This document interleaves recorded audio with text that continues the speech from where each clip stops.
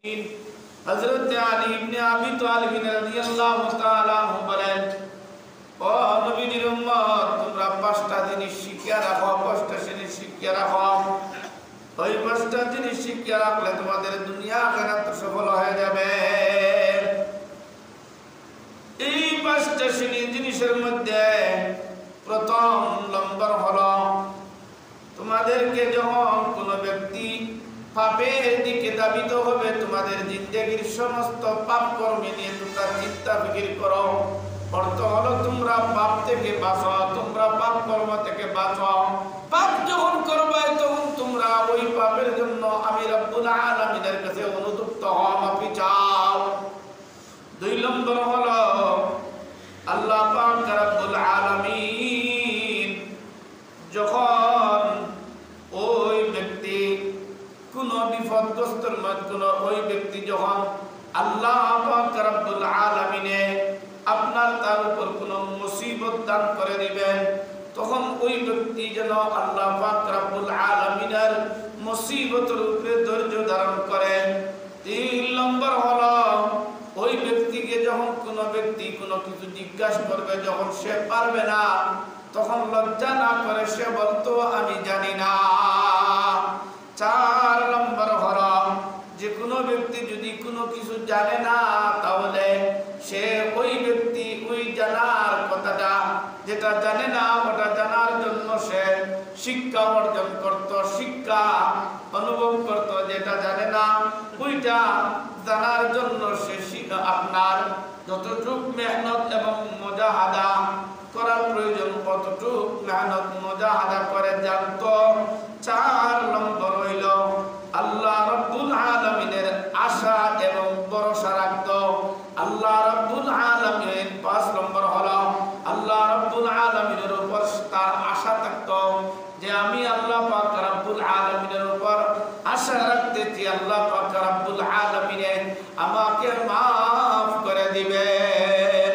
হযরত আলী ইবনে আবি তালিব রাদিয়াল্লাহু তাআলা আনহু বলেন, ও আল্লাহর গোলামেরা, তোমরা যাদেরকে আল্লাহ পাক রব্বুল আলামিনের ধৈর্য ধারণ করার কথা বলেছেন, ওই ধৈর্য ধারণ কি জানোনি? বলে ওই ধৈর্য ধারণটা হলো মানুষের মাথার মগজের মতো। মানুষের মাথার মগজ যদি থাকে না তাহলে মানুষ থাকে না, মানুষের রূহ যদি থাকে না তাহলে মানুষের পচে গলে আপনার ধ্বংস হয়ে যায়। মানুষকে আর মানুষ বলা হয় না, মুর্দা বলা হয়। কিছুদিন পরে ওই মানুষটা পচে গলে শেষ, তার অস্তিত্ব শেষ হয়ে যায়। আল্লাহ পাক রব্বুল আলামিন বলেন, কোন মানুষের কাছে যখন ধৈর্য হারা হয়ে যাবে, ধৈর্য শেষ হয়ে যাবে, তখন তার মানুষ বলে আর কোনো অস্তিত্ব থাকবে না।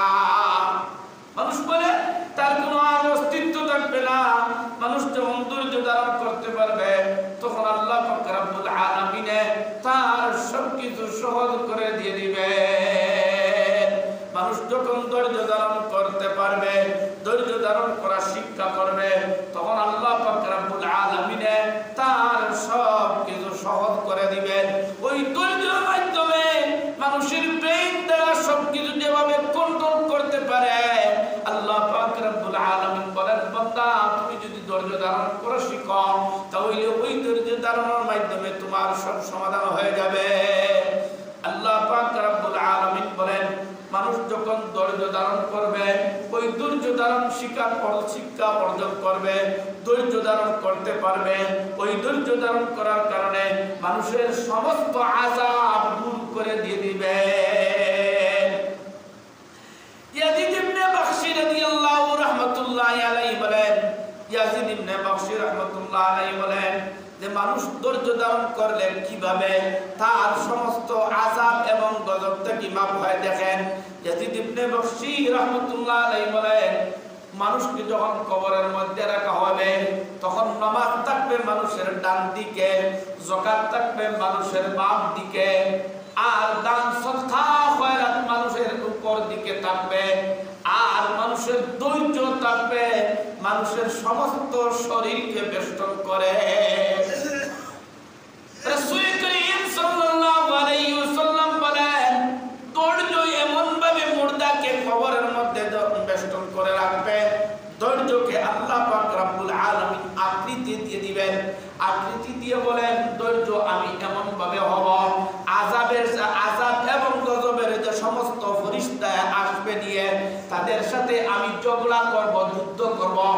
যুদ্ধ অতক্ষণ পর্যন্ত করব যতক্ষণ পর্যন্ত ওই আযাব থেকে আমি ওই বান্দাকে রেহাই করব না, অতক্ষণ পর্যন্ত তাদের সাথে আমি যুদ্ধ করতে থাকব।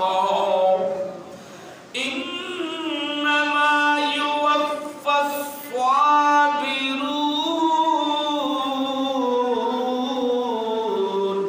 আল্লাহ পাক রব্বুল আলামিন বলেন ইন্নামা ইউওয়াফাস সাবিরুন, সবরকারী ধৈর্য ধারণকারী তার জন্য দুনিয়া আখিরাতের জন্য যথেষ্ট হয়ে যায়।